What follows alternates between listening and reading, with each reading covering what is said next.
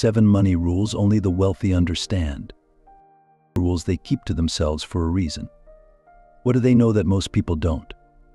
Stick around, because these hidden strategies could be the key to transforming your financial future in ways you never imagined. You see, building wealth is about mindset just as much as it is about action. These rules are not just for the rich. They are principles that anyone can apply. Let's dive right in. Rule 1. Money is a tool, not the end goal. Most people grow up thinking of money as the end goal. Get a good job, save, and eventually have enough. But wealthy people know this is a trap. Money is a tool, a means to an end. It's something you use to create opportunities, invest in your growth, and build security for the future.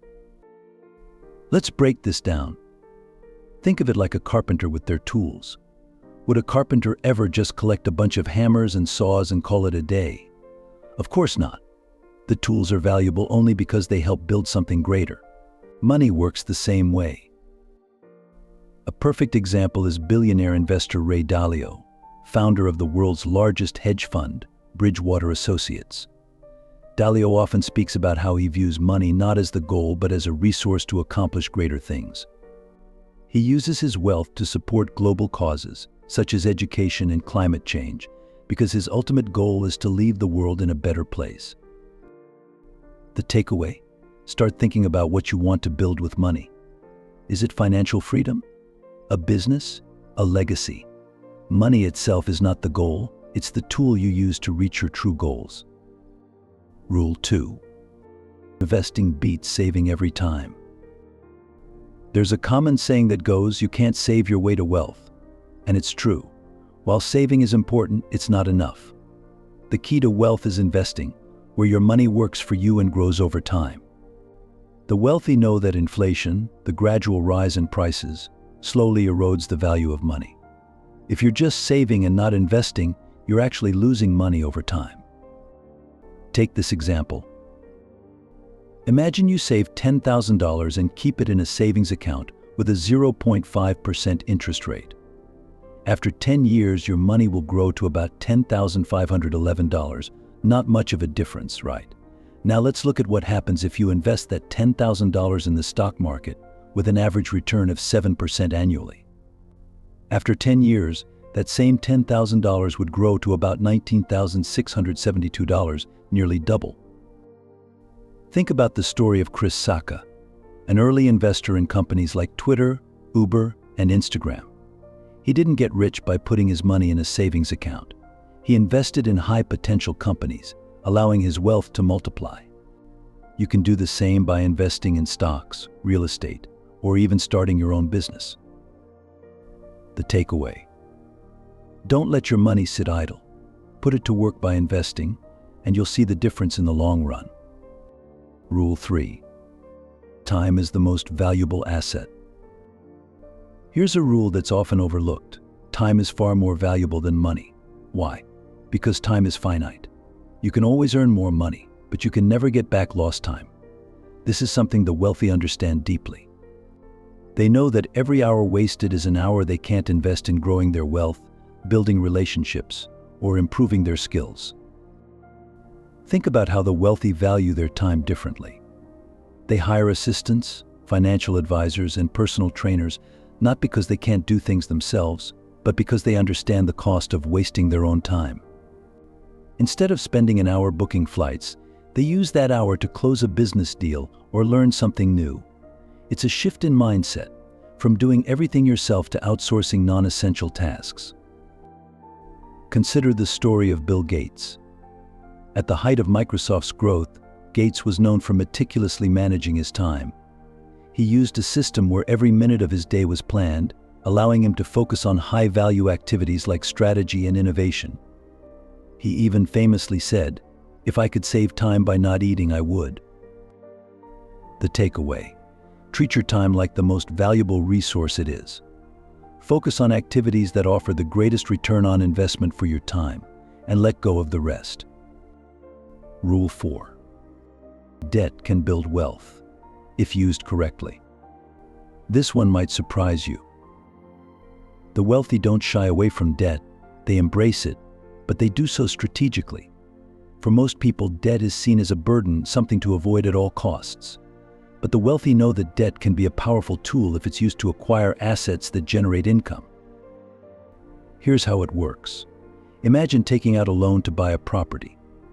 As long as the rental income from that property is greater than your loan payments, you're essentially using other people's money, the bank's, to build wealth. Over time, the property appreciates in value, and your wealth grows without you having to lift a finger. Take the example of real estate mogul Sam Zell, one of the richest men in the world. Zell has built a multi-billion-dollar fortune by using debt to acquire income-producing properties. Instead of viewing debt as a burden, he sees it as a tool to amplify his wealth. But here's the key: the wealthy use debt to buy assets, not liabilities.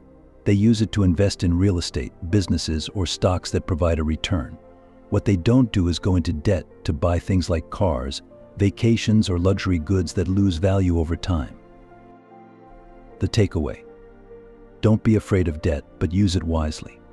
Make sure that any debt you take on is used to acquire assets that will appreciate or generate income. Rule 5.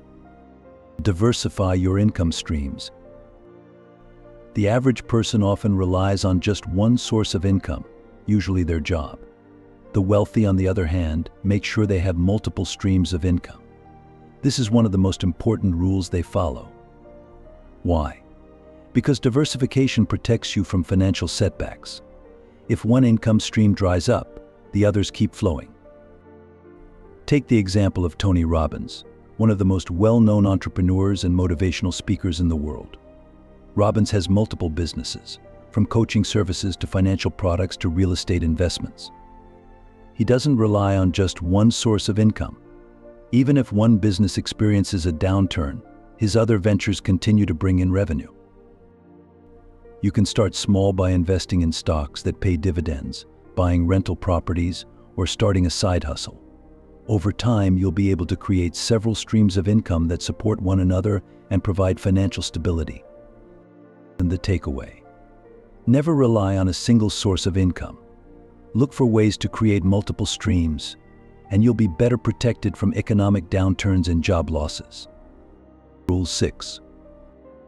Tax efficiency is non-negotiable. Wealthy people are incredibly strategic about taxes. For most people, taxes are the largest expense they'll face over a lifetime, and yet many don't take the time to understand how to minimize them legally. The wealthy, however, know that by being tax efficient, they can keep more of their hard-earned money. There are a few ways they do this. One is by investing in tax-advantaged accounts like IRAs or 401k, which allow them to defer taxes on their investments until retirement. Another is by taking advantage of business deductions. Everything from travel expenses to office supplies can be deducted if they're used for business purposes. For example, consider Amazon. The company has been criticized for paying little in taxes, but they're doing it legally by taking advantage of tax credits, deductions, and international tax structures. On an individual level, wealthy people use similar strategies to minimize their tax burden.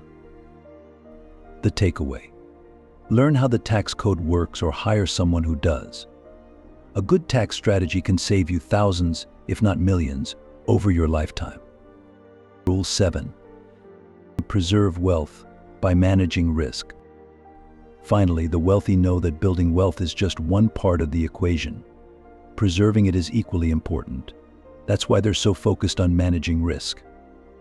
This means diversifying their investments, having insurance to protect against unforeseen events, and setting up legal structures like trusts to protect their wealth from lawsuits or creditors. Take the example of J.K. Rowling, the author of the Harry Potter series. After becoming a billionaire, Rowling diversified her wealth into various investments, including real estate and stocks, to protect herself against market fluctuations. She also set up trusts to ensure her wealth would be passed down to future generations without being eroded by taxes or lawsuits. The takeaway: it's not enough to just build wealth. You need to protect it from risks, whether that's through diversification, insurance, or legal structures. So there you have it. the 7 money rules only the wealthy understand.